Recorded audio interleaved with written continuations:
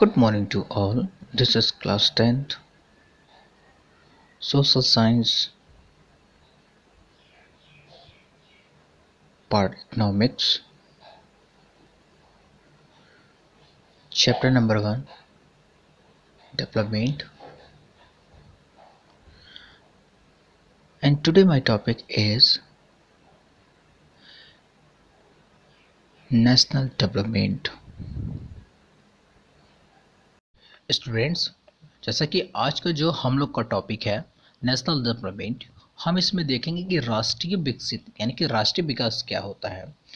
Previous video में आपने देखा था कि जो डिफरेंट पीपल हैव डिफरेंट गोल, यानी कि जो लोग होते हैं उनकी इच्छाएं क्या होती हैं, अलग अलग होती हैं। ओके, आज हम इस वीडियो में नेशनल डेवलपमेंट को समझेंगे। ओके, सबसे पहले हम समझते हैं कि what is national development.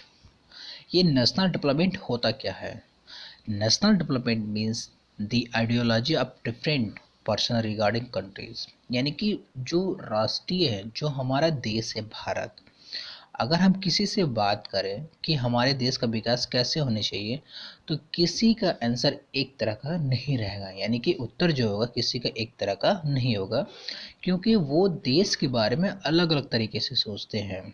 Okay, regarding the countries of development. Okay, these ideologies could be the times conflicting measured by the average income और per capita income। हम अगर राष्ट्रीय डेवलपमेंट के बारे में जानेंगे तो हम एक औसत आय और पर कैपिटा इनकम क्या होता है इसके माध्यम से जान सकते हैं।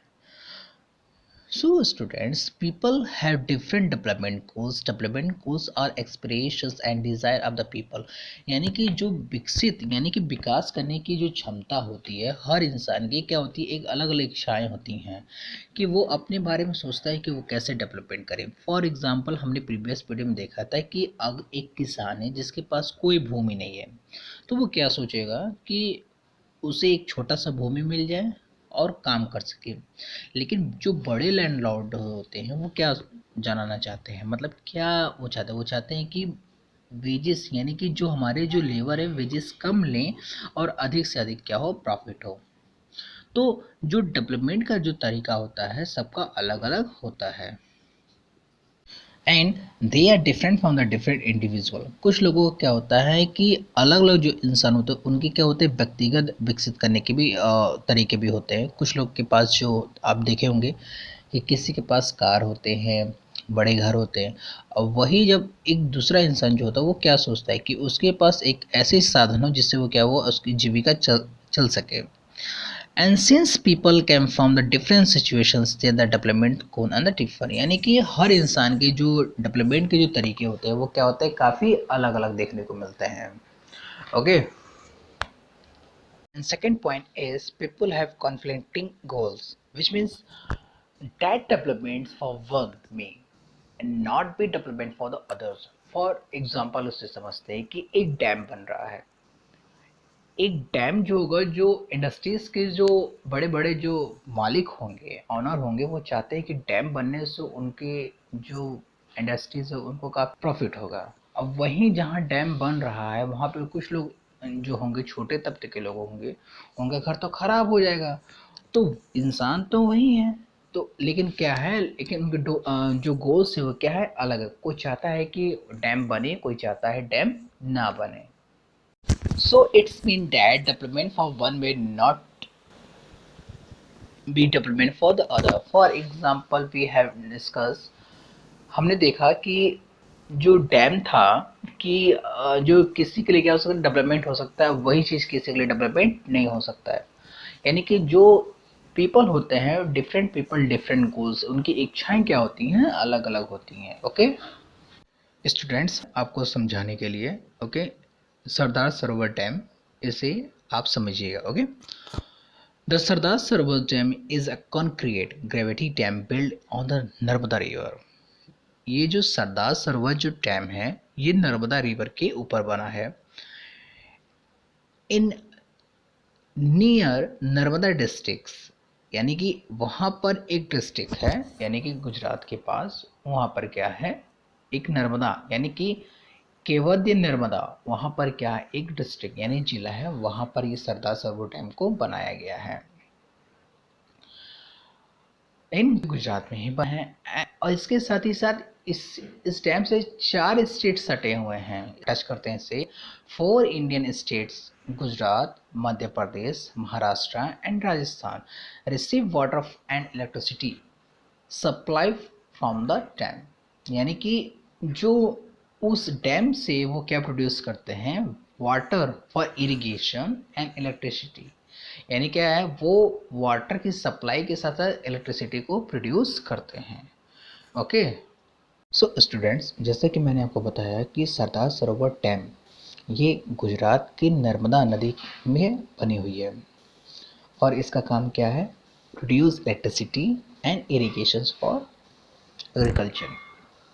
ओके, तो जो सरदार सरोवर डैम है, इसे एग्जाम्पल के तौर पे हम समझते हैं कि ये किसके लिए अच्छा माना जा रहा है, किसके लिए अच्छा नहीं है।